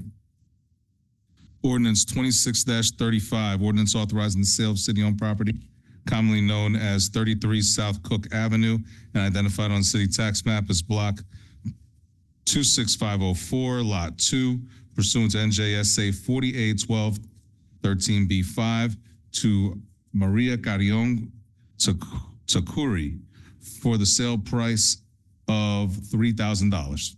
Mr. Garcia, I didn't see this before, but tax map needs a space between it. I'm sorry? Tax map needs a space between it in the title, In the what's that? title of this ordinance. In the title of the ordinance, is that on the original, on the, Right here, yeah, tax map needs on the a space. document? Mm-hmm. Oh, okay, You see it? once I get a look at the original, I will. Okay, yeah. On the docket, it is spaced, that's what I'm reading off of, but if the original Mr. Garcia here. is not, huh? Sorry. So it is. So it is, we'll have that corrected as well. Thank you. Mhm. Do we have a motion to approve with the amendment? So moved. Second. I'm sorry, that was motion by, Williams. thank you, and the second, Gonzalez. thank you. Roll call, Councilwoman Edwards, Yes. Councilwoman Feliciano, Yes. Councilwoman Frisbee, Yes. Councilwoman Gonzalez, Yes. Councilman Harrison, Yes. Vice President Williams, Yes. Council President Figueroa Kettner. Yes. Motion carried. Council President, Councilman Feliciano. thank you. Just a quick question. When it comes to all the properties, even if it's a lot, are we only requiring inspections to be done for like dwellings? Not, okay. Yes, it's based on lot size for the lots Right, and then okay. inspections. Thank you. Yes. Yeah. And to your point, Councilman Feliciano, for that one specifically, we did ask about it and we were told that that lot has some contamination due to all the cars that are parked on it. So, thank you. Thank you. Council President, Yes, just to be, so I'm sure I have the right one. Ordinance 26-34 was the one you mentioned with the space required. correct. Okay, the original does have that space provided. So we have that correction already. That was 035. Oh, it's 35? Yes. Okay. Understood. Thank you, sir. Thank you. We can Oh, proceed. wait a minute.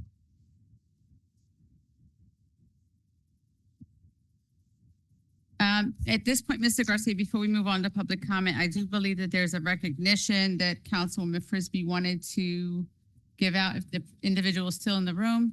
I think, is it Chris Jones? Is he here? I think he might have left. Is that him right there? Oh. Okay, Okay, thank you. proceed. Thank you, Mr. Garcia. Thank you, Councilwoman. Certainly. If I can get the public comment clipboard, please reach point of public comment. Public comment will be 5 minutes for each individual listed. Please state your name and address for the record. You may address any item that you wish, and the council is not obligated to respond. The first individual listed is Chris Bourne. Good evening. Christian Bourne, 125 2nd Street. I'm here tonight to speak about the Roebling building, specifically along Mott Street, that there was a damaged section. And I was troubled by some of the comments that the mayor made about it. It was almost odd, flippant. He said, well, there was a development project there and the previous council somehow sabotaged it, and it didn't work out, and it was just like, I don't know, very irrational in a lot of respects, because his answer to the reporter had nothing to do with the structural integrity of the building. It's a shame that the development project fell through. I think, though, the city dropped the ball. They should have pursued another developer. And actually, what caused that, it caused me to go out there and inspect it, because it just didn't ring right to me. And I took a lot of pictures, and I've concluded that it was through willful neglect. When you look above the area where the collapse occurred, there's actually trees growing out of the fascia of the brickwork. So that tells us that there's water intrusion for trees to survive, through our sweltering summers. And probably what happened, that water accumulated, went to the building, and over our extreme weather this winter, it froze. There was probably an iceberg up there. And then when things started melting, I guess it let loose, and it smacked into the bricks.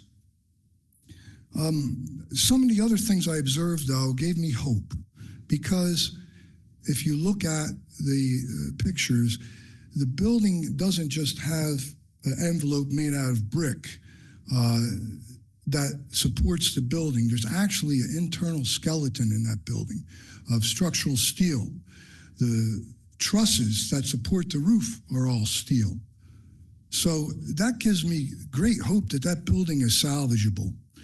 And when you look at the big picture, it's only a small section of that whole building. I really don't believe that the building is in danger of going down like a row of dominoes. I don't buy that. It's just common sense. We've all seen buildings and houses that a vehicle smashed into, and maybe busted a corner of it, and you see it repaired. What I would like to see, and I think what council should demand, is that we have a third-party independent engineering company evaluate it and answer these two questions. Number one, what would it take to repair the damaged section? And number two, can the rest of the building be stabilized in an evaluation of the rest of the building? Because I believe there's great value there. As part of the Roebling Works complex, that is Trenton. I mean, if you looked up it really should be in a dictionary when you look up the word City of Trenton, turn of the century, Industrial Revolution, architecture. That is atypical. And it's repurposed all over. I don't know if you've ever been down to Frederick, Maryland, or some other cities of a similar age, and they celebrate their architectural history. They reuse the buildings, they repurpose them, and it's really wonderful. And I don't think it should be given such short shrift by the mayor. I really don't know anywhere in his job description that says he's the ultimate high executioner of historic buildings. I think there should be a process. Maybe there's no process right now. Maybe that's something we got to work on. I think what we used to call the Landmarks Commission, somebody from there should be commenting on the history of that building. I mean, there should be a lot of people involved in the decision making. But I do question the structural evaluation that, this is a big building and there's only a small section that collapsed. And again, through willful neglect. When you look at the other buildings around the corner on Hudson Street, all the plywood is missing over the windows. I mean, it's really pitiful. I mean, it's inviting the buildings to collapse the way that they've been handled by the city. So I would ask a council, first, stop any demolition. Put a freeze on any funds for demolition and ask for hire a independent engineering company. Thank you very much. Thank you, Mr. Bourne. Director Bridges, can you just please speak to the two reports or entities that had gone out to assess this property that we are going to provide reports to council for, and there will be a presentation at the next meeting, as I understand, but can you just clarify with council who those entities were that did these reports to assess this structure? I did not retain those. I know there were two independent entities. I don't know if Director Vasquez can speak to that or Director Harris. The two entities that did independent evaluation of the Roebling 2. CME was one of them, and then there was an entity, I think, within the city of Trenton. I just want to get that clarification. I do apologize. I know I forwarded those to council or members of council, I believe, to council president, vice president after they, I don't remember who, but I know that I forwarded those to council with the understanding that they would be disseminated amongst council. One was CMA. Do you remember the name of the other entity?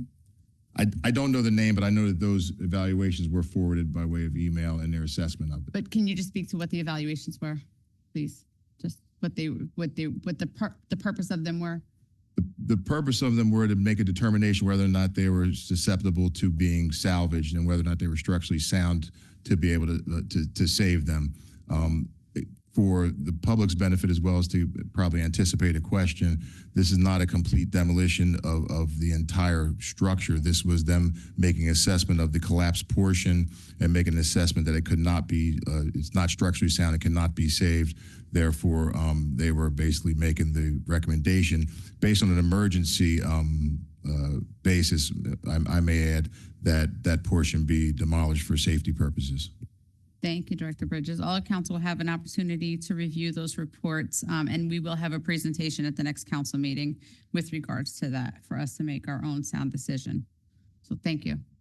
Okay. Mr. Garcia.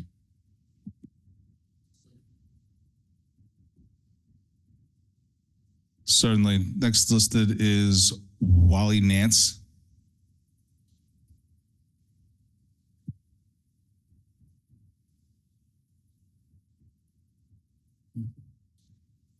Good evening, Council. I want to make this brief and just get to the point. I was here about maybe actually the 18th.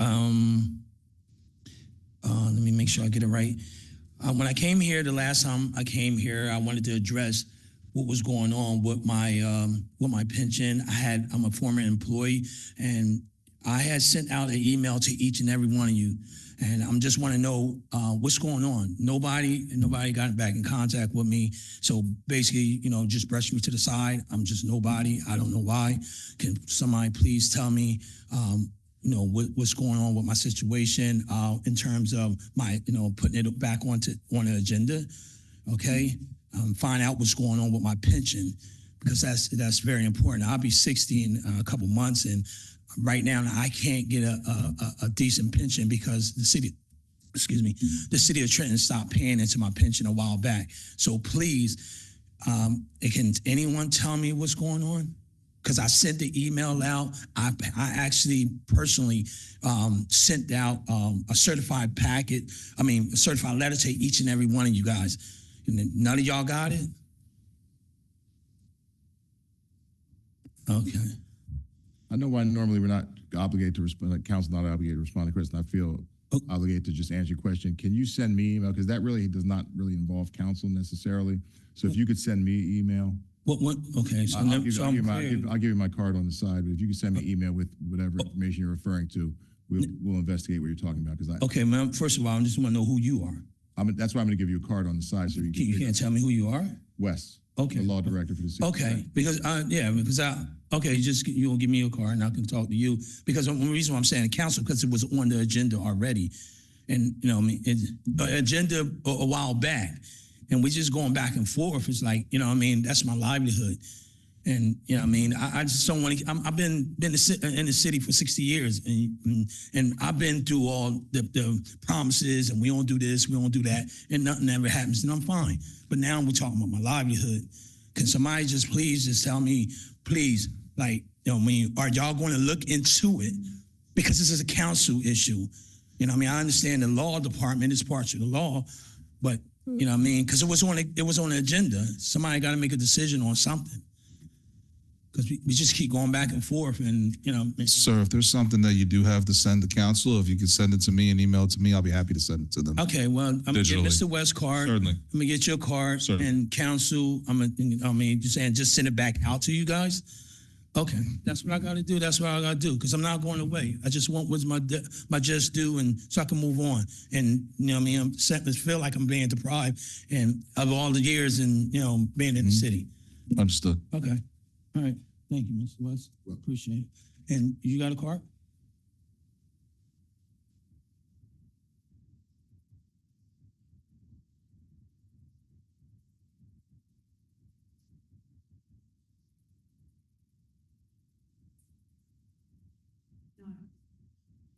Our next individual listed is first name Charles, last name starts with an H.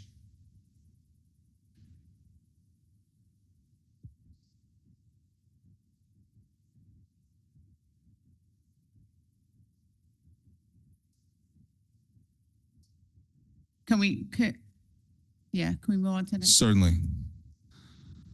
Leslie Wilborn.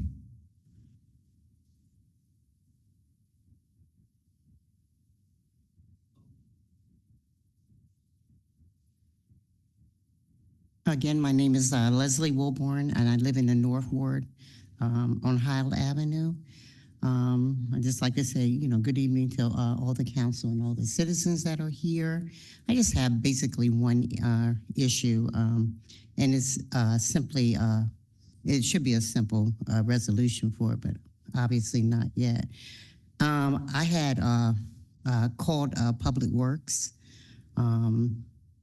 specifically Division of, the streets, about a pothole that we have on our street. And my concern is it's a pothole now. So if they would go ahead and, repair it, fix it, whatever they need to do to prevent it from becoming a sinkhole, because I notice it's getting wider and wider. And I haven't really gotten a response back from the city. I also contacted my North Ward person, Jennifer Williams, who's great. She's always responds. But as of today, I believe it was the 9th, it was a Tuesday. Last week I had contacted the city. And the young man that I spoke to, there was no, well, we'll get back with you or, anything of that nature. He just seemed very uninterested. And I just like to, and the snowstorm was about 2 weeks ago, I guess. I just want to know how long it's going to take just to have that addressed. It shouldn't take that long. So basically, that's the only issue that I really have. But in listening to a lot of the people that were talking about the housing, the city-owned housing in particular. Now, last year, I went down to the city to acquire an application. And I was told by the man that I, spoke with, I don't have his name here because I wasn't going to speak on this, but I'm just listening to, others. And I was told that they weren't giving out applications at that time because they had to revamp the process or what have you. Okay, and I'm looking at all these houses that have been acquired by people, some LLCs and others. And I'm just wondering, I'm an African-American female. Does that have something to do with me not being able to, obtain an application? I need to know, what's going on with that. And I understand you're not obligated to answer anyone's or you respond to anybody, but as, citizens, we elected you to sit on these seats. So I would like an answer. I would like a response. And that's all I have to say. Ms. Wilburn, thank you so much. Ms. Wilburn, excuse me. Hey, I'm going to have the assistant of the interim director speak to you from HED with regard to your concern. But can you please state your address for the record? It's 29 Highland Avenue. Thank you so much. It's right behind you. Thank you. Victoria Rosari. 29.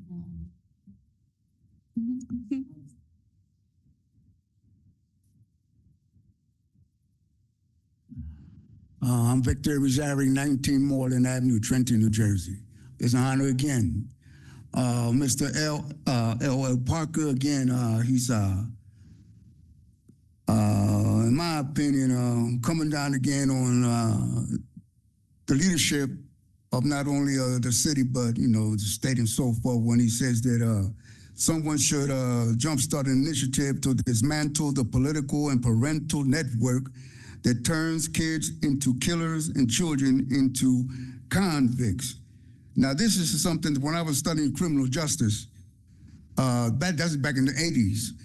One of my professors in security, but not of the other parts of law enforcement, but security itself, he was saying that there was a projection back in the 80s, like 84, 85, that in the problems in the future will be our youth.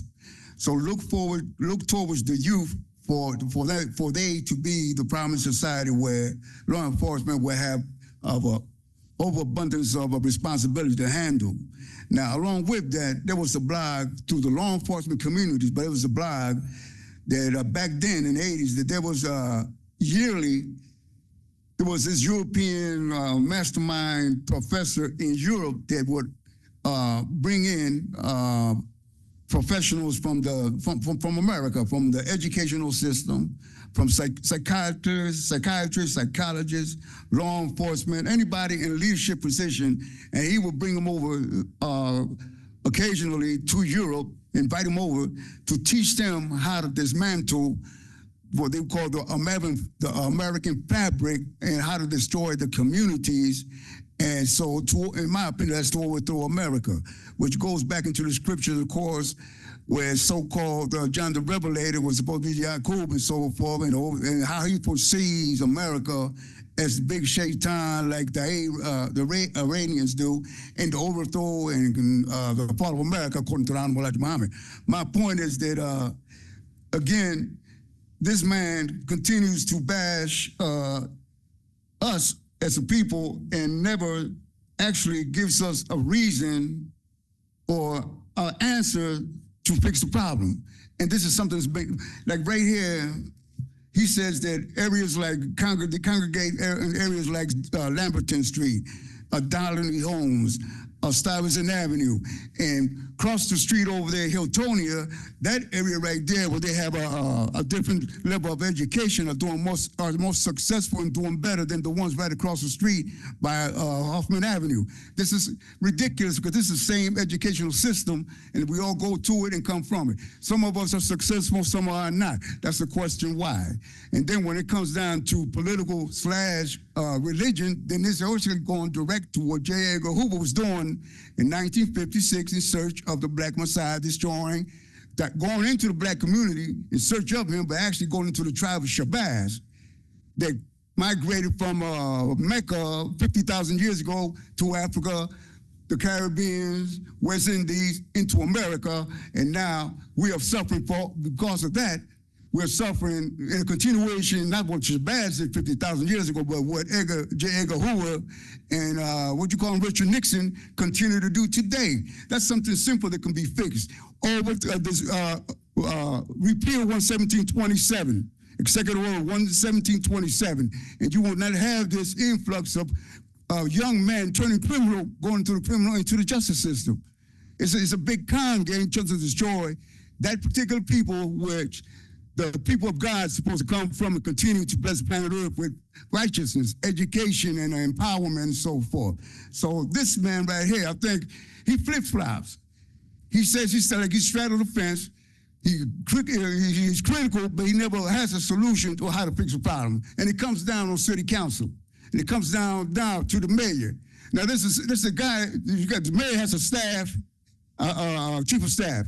Then he has himself, but there's another person that deals within the governor, the mayor, and the state himself. There's another person underneath, above the mayor, but underneath the mayor and above the mayor. Wait a minute, he's above the mayor, and the mayor has a person underneath him, which is chief of staff. So therefore, another person that the mayor goes to, and then he goes to the state. Thank you. Thank you, Mr. Irizarry. Kevin Jones.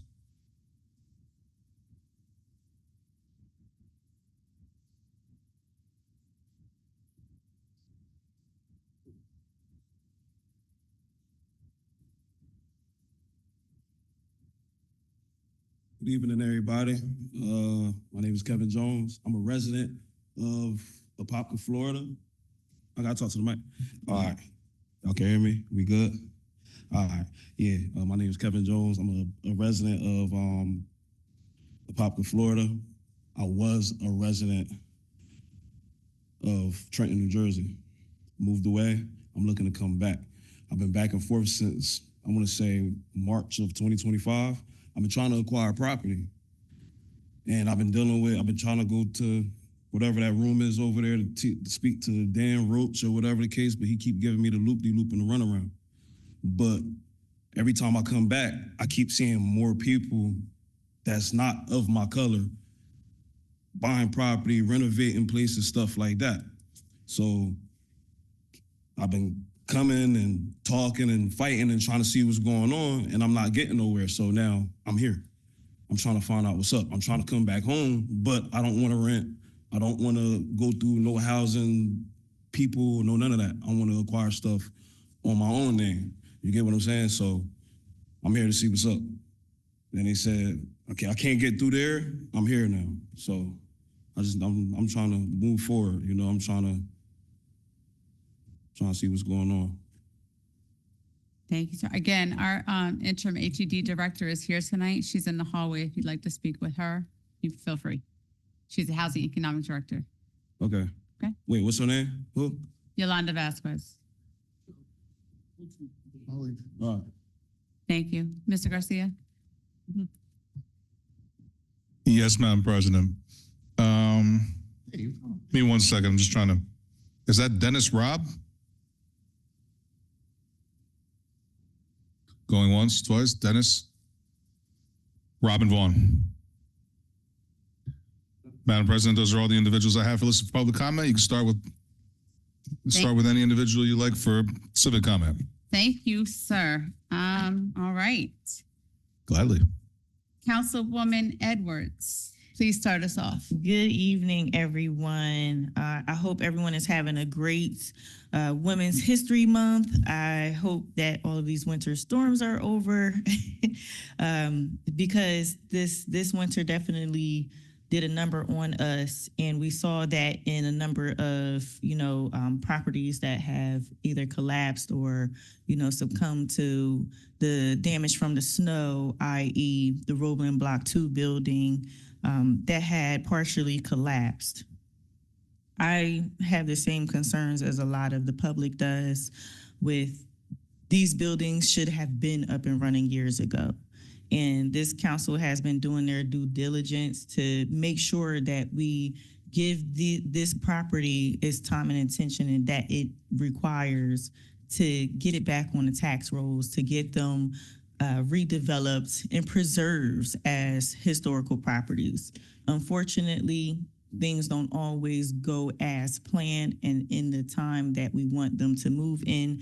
And this winter, unfortunately, caused a partial collapse, which is costing us over $600,000, I'm hearing. Things like this need to be avoided going forward. And we need to do a much better and quicker job, more efficiently, to get these dilapidated properties back on a tax roll and into the hands of people that are going to actually fix them up. And that's what we're doing. Unfortunately, the application process to accept offers to purchase city-owned properties, whether it's residential or commercial, is still closed due to the backlog of nearly 300 applications that the city has on hand right now. So as we are working with the administration, the HED ad hoc committee with council, we are going through this backlog. And as you see, we've had about nearly 10 of them that we approved tonight. And that is our goal, minimally every meeting, to get caught up with this backlog with the hopes of opening these applications back up to the public soon. We do not have a date right now on when we can achieve opening these applications back up, but trust that this council is doing everything within its power to make sure that it happens sooner rather than later. I just cannot provide a date right now. But hopefully after the next meeting, we'll know a lot more. But we are, as you see, moving. I want to say thank you to the future new owner, even though it was just first reading, we still have to get through second reading with 60 North Stockton. Marquise Palmer, I just wanted to say thank you. I know he left right before the end of the docket happened, but for him to choose to preserve the mural for Roberto Clemente on the side of the house that he will actually be residing in once he fixes it up. He did not have to do that. I want to thank Council Vice President Williams for initiating that conversation, just asking if he can. And I just want to say that that took a lot for him to want to preserve that history for the neighborhood. So I appreciate that. I don't have too much more to say because some things were taken off the docket. So I will save that for the next time it comes back. And I wish you all a good evening and a safe drive home. Have a good night. Thank you, Councilwoman. Councilwoman Feliciano. Thank you, Council President. Good evening, everyone. Thank you all for being here tonight. Thank you to everyone that spoke. We appreciate everything that you all had to say. Again, happy Women's History Month. Happy St. Patrick's Day for those that celebrate St. Patrick's Day. The luck of the Irish. May it be with you. With that being said, I'm going to yield the rest of my time to Director, oh my God, my brain is freezing, Steve Wilson. For Director Wilson, I'm sorry. He has something that he wants to say tonight, so I'm going to yield my time to him. I'm sorry, Director Wilson. Thank you. Director Wilson, Police Director, I'm glad you brought up women's history. And what I'm going to introduce you to someone who touched on Black History Month as well. And I'm going to introduce you all to Captain Yolanda Ward. She's the first Black woman to become a captain in the Trenton Police Department.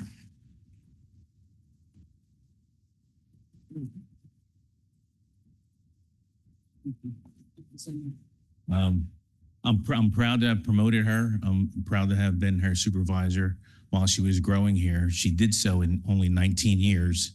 She has also now been appointed as my chief of staff for the Trenton Police Department. She's my number 2. Captain Ward. Thank you, Director. I'm really honored, and I appreciate you guys giving us some time, and Councilwoman Feliciano for yielding your time to us. I'm learning that Director Wilson likes to put me on the spot, so I got to get used to this. But I'm honored, and I'm truly blessed. I've dedicated my life to the city of Trenton, and I plan on continuing that. I'm born and bred here, and I'm a product of this community, so I thank you all. Thank you very much.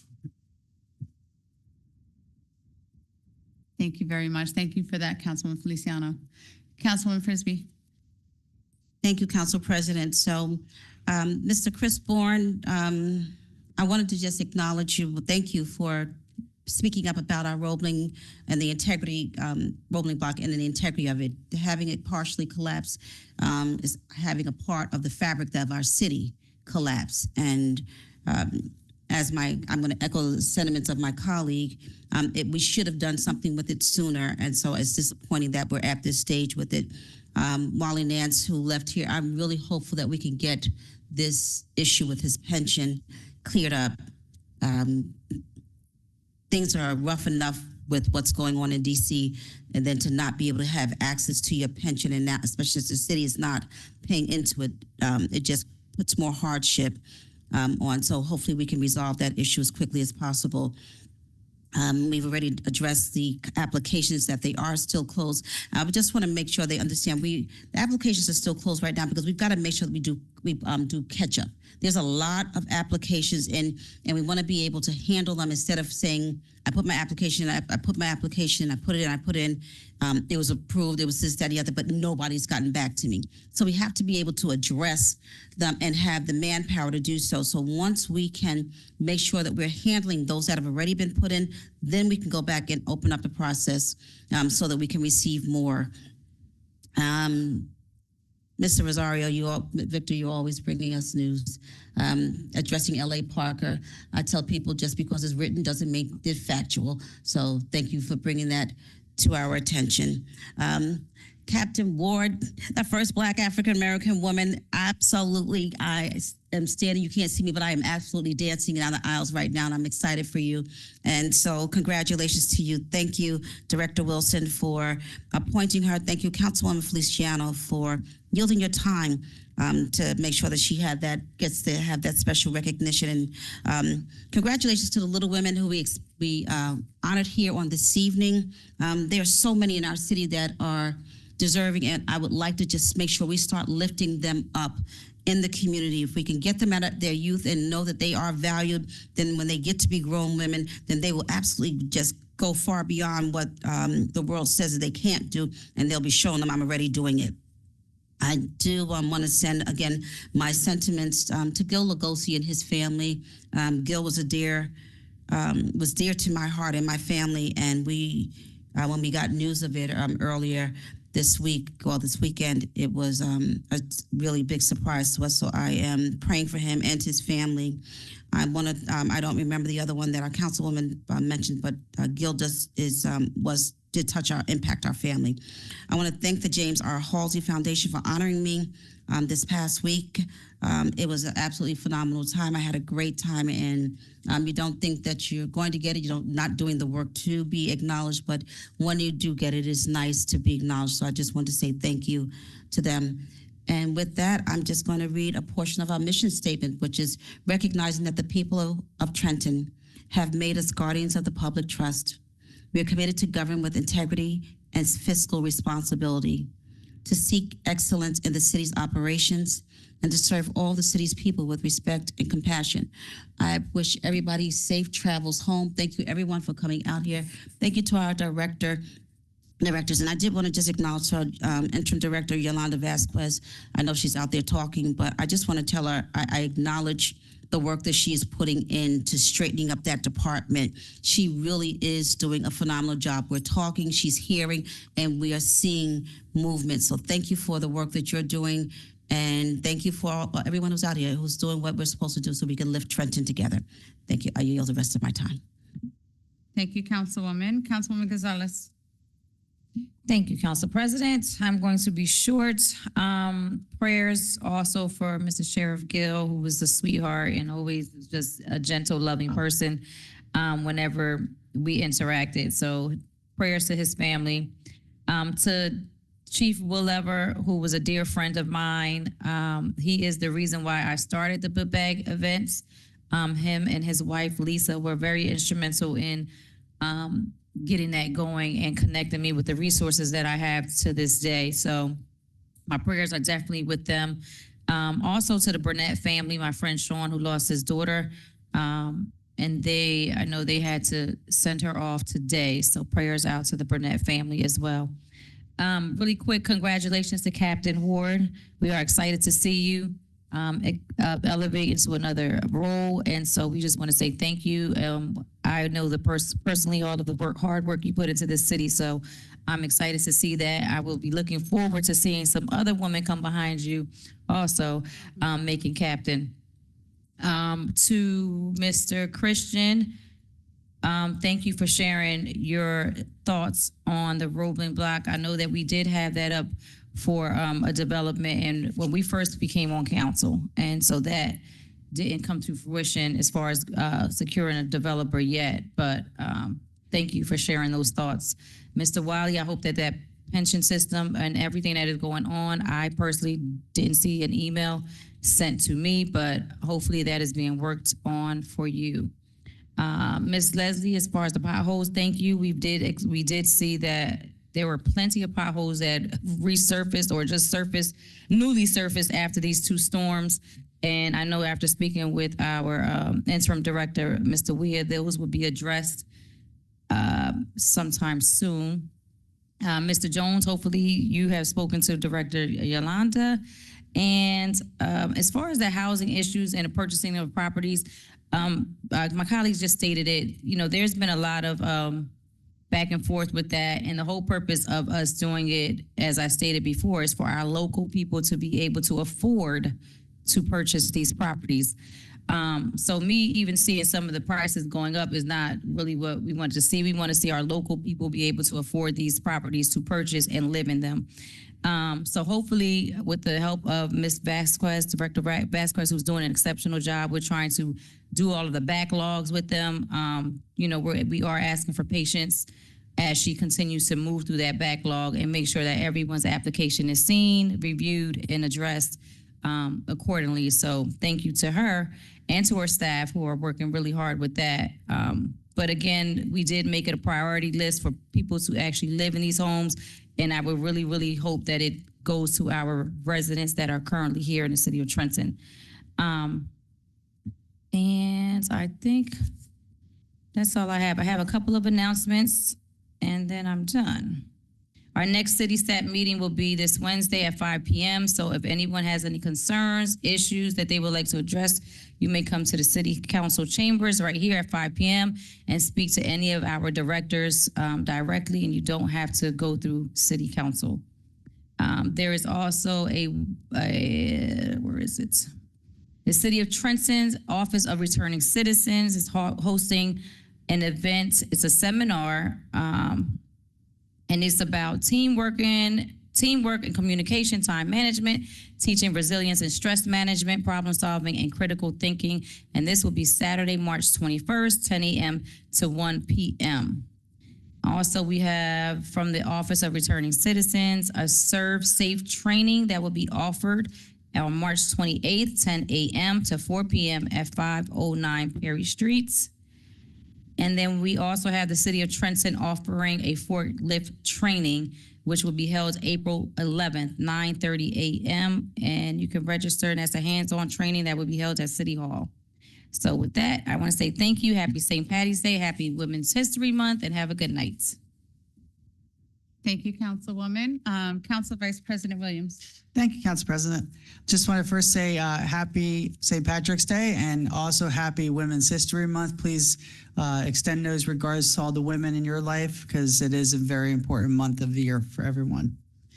And just wanted to address a few items. Ms. Wilborn, thank you for coming and following up. I did send your requests and all of those photos in a video to administration last week.